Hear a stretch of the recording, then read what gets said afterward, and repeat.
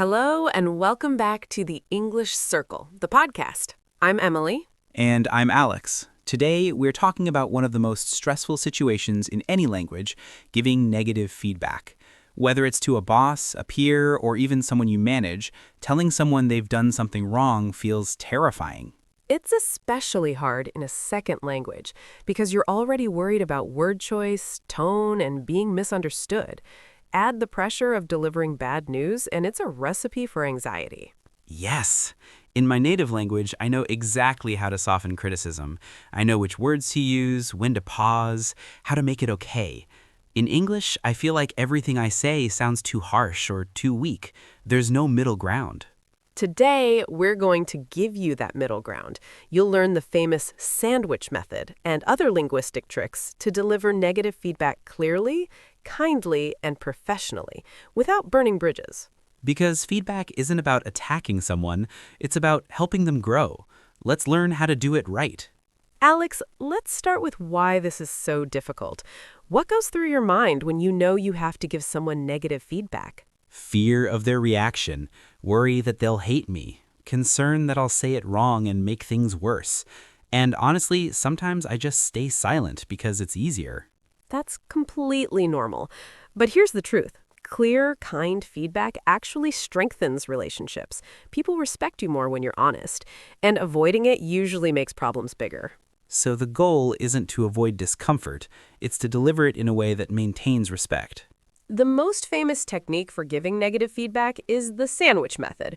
We've adapted it into the B.U.N Framework. Easy to remember, easy to use.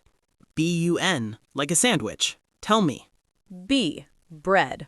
Positive opening. Start with something genuinely positive. This can't be fake. People can tell. It should be true and relevant. Examples?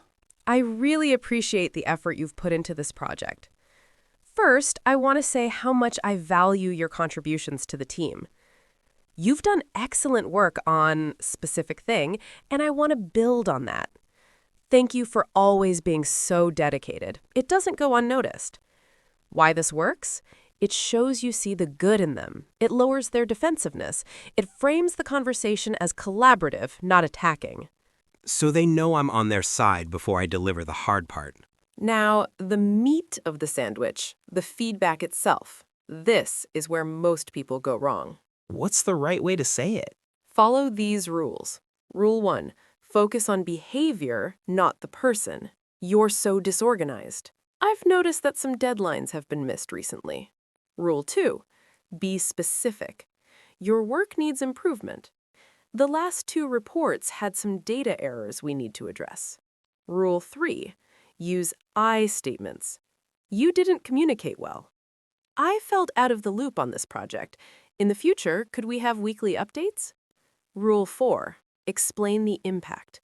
When reports have errors, it affects client trust. When meetings start late, it pushes back everyone's schedule.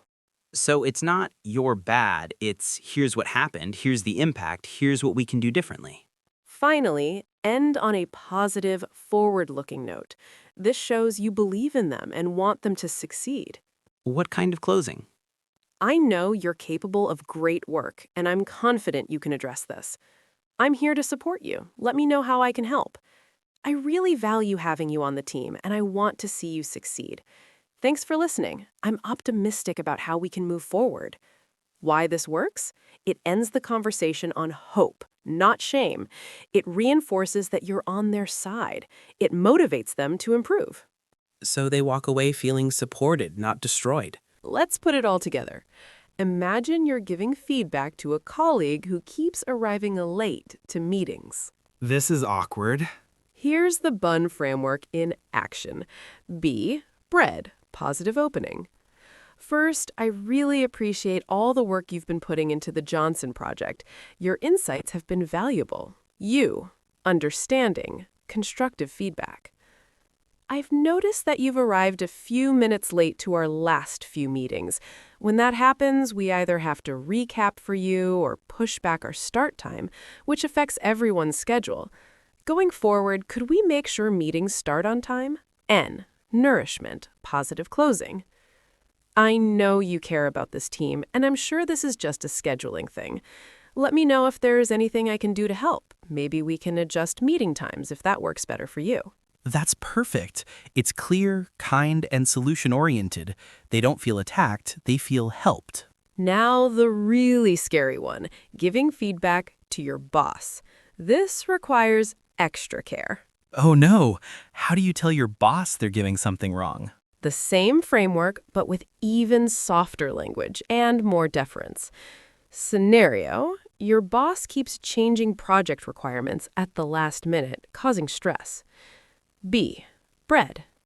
First, I really appreciate how much you trust me with important projects. It means a lot. U. Understanding. Constructive feedback.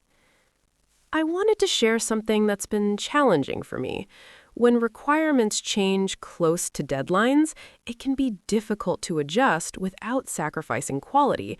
For example, last week's last-minute change meant I had to work late to meet the deadline. I understand that sometimes changes are necessary. Would it be possible to give me a bit more notice when things shift? Or maybe we could build some buffer time into project timelines. N. Nourishment, positive closing.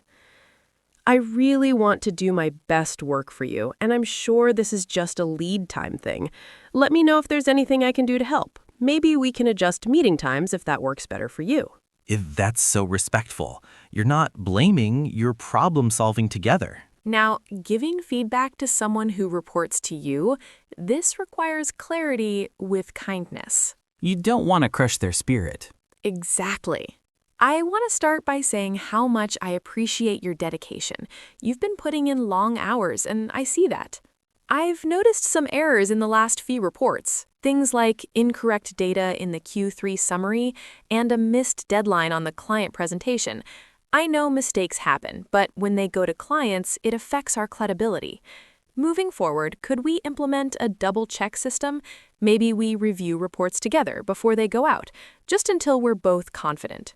I know you're capable of excellent work.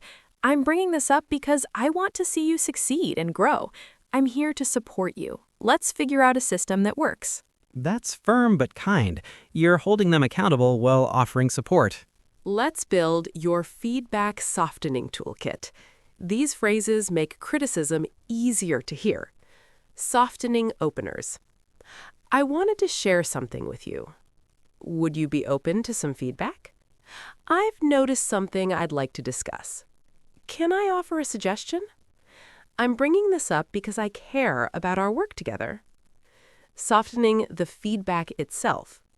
One area that might need attention is, I wonder if we could look at. In my experience, I've found that something to consider might be, it might be helpful to. Softening the impact. I know this wasn't your intention, but I'm sure you didn't realize, but this is a small thing, but it could make a big difference. Would you be open to some feedback? Is genius. It asks permission and prepares them. Let's look at what to avoid. Mistake 1. Being vague. Your work hasn't been great lately. The last 2 reports had some data errors we need to address. Mistake 2. Attacking the person. You're so lazy and unmotivated. I've noticed that deadlines have been missed recently. Mistake 3. Using always or never. You're always late. You've been late to the last 3 meetings. Mistake 4. Making it personal. I don't like how you talk to me. When comments are made in that tone, I find it hard to hear the feedback. Mistake 5. No solution offered. Just pointing out problems. How can we fix this together? Always and never are so tempting but so destructive. They make people defensive immediately. Sometimes, even with the perfect approach, people get defensive. Here's how to handle it. If they get angry, stay calm. Lower your voice. I can see this is upsetting. That's not my intention. Maybe we can take a break and come back to this. If they make excuses, acknowledge, then refocus. I understand there were challenges. Moving forward, how can we prevent this? If they blame others, gently redirect. I appreciate that context. For now, let's focus on what we can control. If they cry, pause. Offer tissues. Be human. I know this is hard. I'm bringing it up because I believe in you. The key is staying calm and compassionate, even when they're not. Here's another powerful technique, especially for managers. Ask, tell, ask. Step 1. Ask. How do you feel the project went? Let them self-assess first. Often they already know the issues. Step 2. Tell. I agree with what you said. I also noticed. Add your perspective, building on theirs. Step 3. Ask. What ideas do you have for improving this next time? Engage them in solving the problem. This is brilliant because they're part of the solution, not just receiving criticism. Alex, feedback norms vary hugely by culture. Tell me. In some cultures, direct feedback is respected. Germany, Netherlands, USA. In others, indirect feedback is essential. Japan, Korea, many Asian cultures. Some cultures prefer feedback in private, always, most. Some accept public feedback. Depends on relationship. When in doubt, observe how others give feedback. Start softer than you think you need to. Ask, how do you prefer to receive feedback? Always do it in private. That last question is so smart. Just ask them. Let's recap the B.U.N Framework. B, bread, start with genuine, positive. U, understanding, clear, specific feedback on behavior. N, nourishment, end with support and forward-looking statements. Plus the softening toolkit. Ask permission. Would you be open to feedback? Focus on behavior, not person. Use I statements. Explain impact. Offer solutions. And your feedback challenge is this. This week, identify one piece of feedback you've been avoiding. Write it out using the B.U.N Framework. Practice it out loud, then, if appropriate, deliver it with kindness and clarity. Alex, what feedback have you been avoiding? Honestly, telling a colleague that their constant interruptions in meetings are disruptive. I've been silent for months. This week, I'm going to use B.U.N and have that conversation. Proud of you. Listeners, now it's your turn. In the comments, share a feedback situation you faced or one you're avoiding. What made it hard? How did you handle it? Let's learn from each other's experiences. If this episode helps you have brave conversations, share it with a friend who needs it. Subscribe to the English Circle, the podcast, for more episodes that help you navigate the hardest conversations with confidence. Remember, feedback is a gift. Wrapped with care, it can change everything. Speak with courage, and we'll see you next time. Bye-bye. Goodbye.